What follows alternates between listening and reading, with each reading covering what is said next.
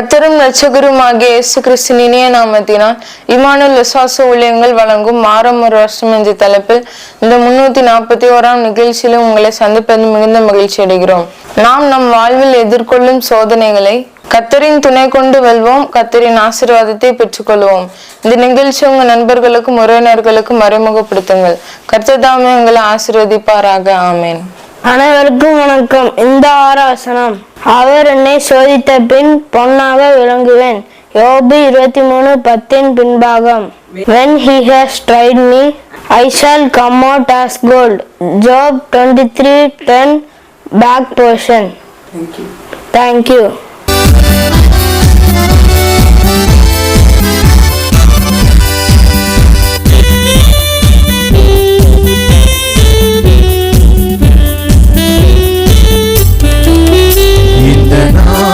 நான் சமர்ப்பிப்பேன் இயேசுவின் திருப்பாதத்தில்.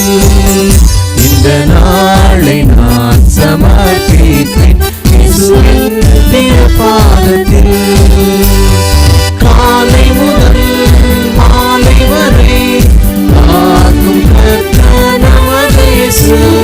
காலை முதல் மாலை வரை காக்கும் கர்த்தர் நமது இயேசு. காலை தன்னாடைத்து விடா. இந்த நாளை நான் சமர்ப்பித்தேன் இயேசுவின் திருப்பாதத்தில். இயேசுவின் திருப்பாதத்தில். இயேசுவின் திருப்பாதத்தில். கிறிஸ்துக்குள் அருமையானவர்களே, ஆண்டவராகிய இயேசு கிறிஸ்து நாமத்தினாலே உங்களை நான் வாழ்த்துகிறேன். இம்மானுவேல் விசுவாச ஊழியங்கள் சார்பிலே ஆண்டோடைய வசனங்களை நாம் தியானித்து வருகிறோம். இந்த 341வது வாரத்திலும் கூட ஆண்டோடைய கிருபையினாலே யோபு 23ஆம் அதிகாரம் 10வது வசனத்தின் பின்பாகத்தை நாம் தியானிக்க இருக்கிறோம். யோபு 23:10. அவர் என்னை சோதித்த பின் நான் பொன்னாக விளங்குவேன்.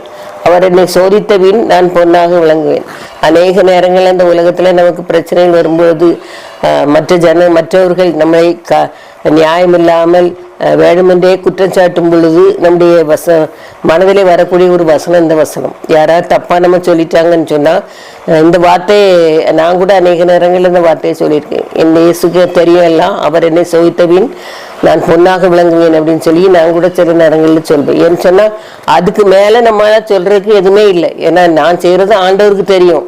ஆகையினால நீங்க என்ன சொன்னாலும் சரி, எனக்கு அதை பற்றி ஒன்றும் இல்லை அப்படின்னு சொல்ற மாதிரியான வசனம் இது. ஒரு சவாலாக சொல்லக்கூடிய ஒரு வசனம் தான் இது.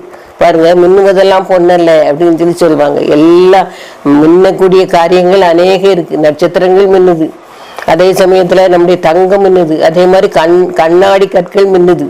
இப்படி நிறைய காரியங்கள், எந்தெந்த பொருட்கள் எல்லாம் தன்னில் தானே தன் மேல் படக்கூடிய ஒளியை பிரதிபலிக்கிறதோ அதெல்லாம் ஜொலிக்கும். ஆனா அதே சமயத்துல இந்த வைரம் என்பது தனக்குள்ளே அதிகமான ஒரு மின்னும் தன்மையும் கொண்டுள்ளது. ஆப்பிரிக்காவில் நமக்கு தெரியும், தங்க சுரங்கம் அங்கதான், வைர சுரங்கம் அங்கதான் இருக்குது அப்படின்னு சொல்லி சொல்லுவாங்க. தங்க சுரங்கம் அது எப்படின்னா கிம்பர்லிங்கிற இடத்துல இருக்குது அப்படின்னு சொல்லி சொல்லுவாங்க. அப்படி இருக்கும் பொழுது அந்த இதுல எடுக்கக்கூடிய ஒரு அந்த சுரங்கத்துல வெட்டி எடுக்கக்கூடிய அந்த ஆட்களுக்கு தான் தெரியும். அது சாதா கல் மாதிரி தான் இருக்கும். ஆனா இதை நம்ம வெட்டியாச்சுன்னு சொன்னா, அதை நம்ம உருவேற்றினா அது இன்னும் அதிகமாக மின்னும் அப்படின்னு சொல்லி அந்த ஆப்பிரிக்க நாட்டில் உள்ள ராஜாட்ட கொண்டு கொடுத்தாங்களாம்.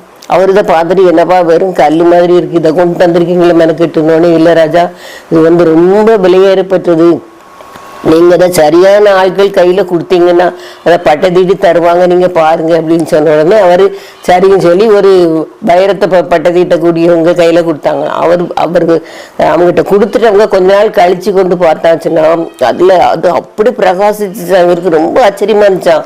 சாதாரண கல் மாதிரி தானே இருந்துச்சு, இவ்வளவு அழகா இருக்கு அப்படின்னு சொல்லி. திருச்சி பக்கத்துல எல்லாம் பாத்தீங்கன்னா அந்த வைரக்கற்கள் தீட்டக்கூடியவங்க வீட்டு வேலையை செய்யற மாதிரி செய்வாங்க. இப்போ நாங்க இருக்கக்கூடிய வெள்ளாள வேலையில கூட ஒரு சொல்லுவாங்க கல் கம்பெனி அப்படின்னு சொல்லுவாங்க. அந்த இதுலயும் கூட சாதாரண கல், அந்த என்னது கண்ணாடி கல்லுகளை கூட அழகாக தேய்ச்சி அழகாக என்ன செய்யறாங்க, வைரம் மாதிரி ஆக்கிடுறாங்க. அப்போ நம்ம மின்ன வேண்டும் என்று சொன்னால் அது கட்டாயம் பட்டை தீட்டப்பட வேண்டியது அவசியம். தங்கம் மின்ன வேண்டும் என்று சொன்னால் அது கட்டாயமாக உருவேற்றப்பட வேண்டியது, அது உருக்கப்பட வேண்டியது மிகவும் அவசியமாக இருக்கிறது. அது முக்கியமான ஒரு காரியம். தங்கத்தை உருக்கும்போது நம்ம அநேக ஆபரணங்களை நம்ம பயன்படுத்துறோம். எல்லா ஆபரணங்களுமே அநேக வேதனைகளுக்கு மத்தியில, அநேக உருமாற்றத்துக்கு மத்தியில தான் நமக்கு ஒரு ஆபரணமாக என்ன செய்யறது கிடைக்கிறது. பாருங்க, இந்த ஒவ்வொரு காரியத்தை நம்ம உலக பிரகாரமாக நம்ம பார்க்கும்போது பாருங்க, மோசே பாருங்க எப்படி ஒரு முரட்டு மனுஷன் சொல்லணும். அப்படி பார்த்தாச்சுன்னா அரண்மனையிலே வாழ்ந்தான். அரண்மனையிலே இருக்கும்பொழுது 2 வருஷம் சண்டை போட்டும்போது ஒருத்தனுக்கு ஒன்னு செய்தான், புதைச்சிட்டான். ஆனா அப்படிப்பட்ட ஒரு டென்ஷனான ஒரு மனுஷன் மோசே ஆரம்ப காலங்கள்ல. பின்னால பாருங்க, அவனை ஆண்டவர் ஆழ்மைக்கு வச்சு அவனை படிப்படியாக உருவேற்றி மாத்தி அவனுக்கு இஸ்ரவேல் ஜனங்களை எத்தனை லட்சம் 6 லட்சம் புருஷர் மட்டும் உள்ள ஒரு பெரிய இஸ்ரவேல் ஜனங்களை வழி நடத்தக்கூடியதாக அவர் என்ன செய்யறாரு, உருமாற்றுறாரு. அது மாதிரி பாருங்க, தாவீது ராஜா ஆரம்ப காலங்கள்ல அந்த பெலிஸ்தன் என்ன செய்யறான், கொன்றுறான். அவ்வளவு தூரம் வல்லமை இருந்தவனே சவுல் ராஜா தன்னை துரத்தி வர்றவன என்ன செய்யல, கொல்லல. அவ்வளவு பொறுமையாக என்ன செய்யறான் இருக்கிறான். அதான் ஆகையினால்தான் நம்ம எப்படி சொன்னோம், ஆண்டவர் நமக்கு தரக்கூடிய அநேக பாடுகள் உபத்திரங்கள் ஆண்டவர் நம்ம உருவேற்றாரு, நம்ம பட்டம் தீட்டுறாருன்னு சொல்லி நம்ம நினைக்கணும். பாருங்க, யாக்கோபு 1:12 போட்டுக்கு பாருங்க, சோதனை சகிக்கிற மனுஷன் பாக்கியவான், அவன் உத்தமன் விளங்கின பின்பு கர்த்தர் தமிழத்தில் அன்புறவர்களுக்கு வாக்குத்தத்தம் பண்ணின ஜீவகிரீடத்தை பெறுவான்னு சொல்லியிருக்கு. அப்ப நம்ம பாடுகள் மத்தியிலே நம்ம இந்த உலகத்துல ஆண்டவரை உறுதியாக பற்றி பிடித்து கொண்டோம்னு சொன்னால் ஆண்டவருடைய பிள்ளைகளாக மாறுவோம். நோ கெயின் வித்வுட் பெயின் சொல்லுவாங்க.